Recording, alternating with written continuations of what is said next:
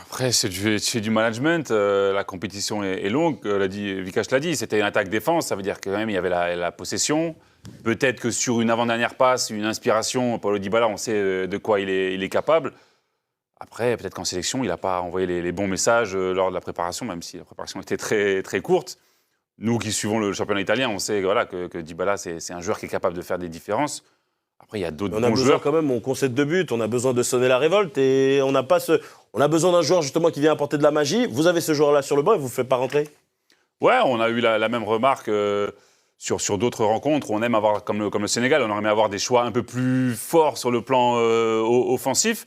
C'est toujours des regrets qu'on a après, donc c'est toujours facile de parler à la place du sélectionneur. Après, il a dû gérer effectivement Tagliafico parce que Marcos Acuna n'avait pas les 70 minutes.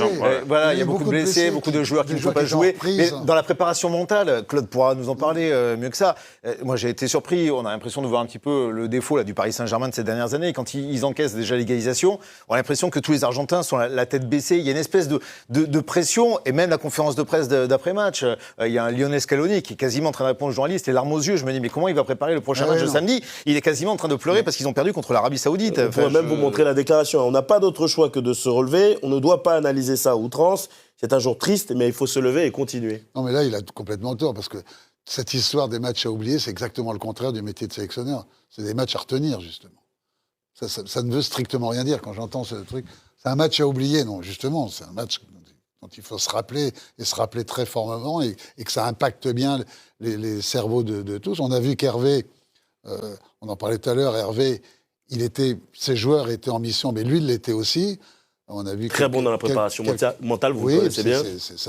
C'est une de ses grandes qualités, entre autres, parce que c'est un bosseur, c'est quelqu'un qui sent bien le foot, qui est capable de bien articuler une équipe, de faire jouer des complémentarités, et qui aime ce genre de compétition. Donc, moi, je trouvais qu'on méprisait l'Arabie Saoudite parce que je le disais hier, c'est un grand pays de football.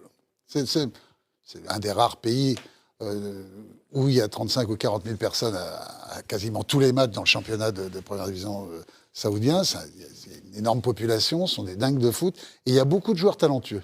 Et on l'a vu. Alors, il y a eu une attaque-défense, de ce dont on parlait, mais il y a aussi quelques actions sur des remontées et tout, où techniquement, on a vu des joueurs capables de livrer des bons ballons dans les espaces, de renversement de jeu quasiment systématique. Ils partaient côté gauche, ils retrouvaient une solution côté droit. Donc ils faisaient un peu basculer ces Argentins gauche-droite, droite-gauche. Et on sait que sur ces ballons de contre où ils ont été en souffrance, ces Argentins, quand on fait passer une défense gauche-droite, droite-gauche et tout, quand elle perd dans la latéralité, elle est un peu gênée. Quand elle est dans le sens de la profondeur, c'est pas grave. Mais ils ont perdu leur repère à ce moment-là. Et c'est vrai que quand il y a eu ce but d'égalisation, on avait l'impression que le monde s'était écroulé, quoi, alors que c'était qu'un à un. La France a été menée 1-0 ce soir, on n'a pas du tout vu la même réaction. Et justement, cette équipe a impressionné par sa mentalité. Donc Hervé Renard était très bon dans la préparation mentale de son équipe. Dans quels autres aspects vous avez été impressionné par ces Saoudiens, Vikash?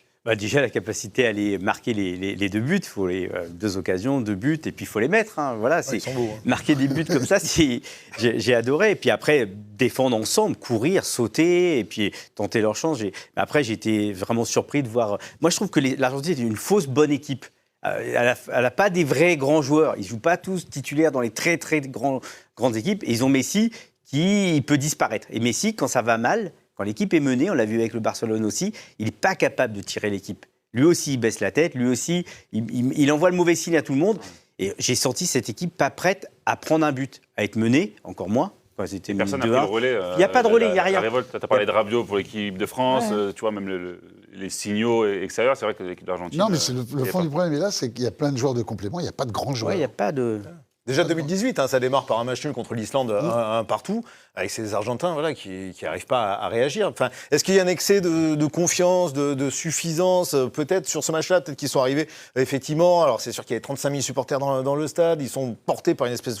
Là, je pense qu'ils n'ont pas mis les ingrédients qu'il fallait, contrairement aux Saoudiens, pour gagner un match. Ah oui, non, les Saoudiens. Et le gardien de l'Arabie Saoudite, il a été incroyable. Ouais. Il est impressionnant parce que c'est pas des arrêts il se découvre d'un seul coup sur C'est des arrêts de grand gardien. C'est un grand gardien, le mec. Ouais. Il est sur la sortie balle au pied, sur une balle en profondeur de Messi à un moment. Ouais. Il est 10 mètres devant, il est en avance sur l'attaquant. C'est un un match qui travaille extraordinaire. bien. Hervé Renard, tactiquement, et même techniquement, on a parlé de sortie de balle, etc. Mais c'est un entraîneur, moi je l'ai eu du côté de Sochaux, il est hyper exigeant. Ils sont allés se préparer pendant des semaines du côté de l'Espagne. Ils préparent cette compétition depuis très longtemps, donc ils sont prêts, ils sont en mission. Donc nous, peut-être que des observateurs sont un peu précis, mais je peux vous dire qu'eux, ils savent pourquoi ils sont là. La chemise blanche porte-bonheur est toujours là. Et ça marche toujours. Non, mais bon, moi, on est très très proches, mais il se plaît beaucoup. Dans la chemise Dans sa chemise, ça c'est sûr. J'ai tenté le coup d'ailleurs. En Arabie Saoudite, il se plaît beaucoup. Il adore sa vie là-bas. Il a des relations, il n'est pas toujours facile, il a des relations formidables avec ses dirigeants, qui sont des jeunes types qui ont fait toutes leurs études aux États-Unis, en Angleterre et tout, qui sont très évolués, qui n'interfèrent pas du tout dans son boulot. Il a prolongé jusqu'en 2027 quand même, avant la Coupe du Monde. En tout cas, si ça se passe pas bien, sachez qu'il y a beaucoup de sélections africaines qui aimeraient bien le voir revenir à leur tête. C'était la question d'introduction. C'était est-ce que c'était une défaite logique finalement de l'Argentine, Romain? On a posé la question encore une fois à nos abonnés via les réseaux sociaux. Et pour eux, la réponse est oui, à hauteur de 59%. La défaite de l'Argentine est logique aujourd'hui face à l'Arabie Saoudite. On a pas mal de nos abonnés qui sont sceptiques, notamment après cette entrée en matière de la part des joueurs de Lionel Scaloni. C'est le cas de Quadio Yao qui nous dit que notamment pour lui, le maillon faible de cette équipe, c'est le milieu de terrain en pointant du doigt le duo Rodrigo De Paul, Leandro Paredes.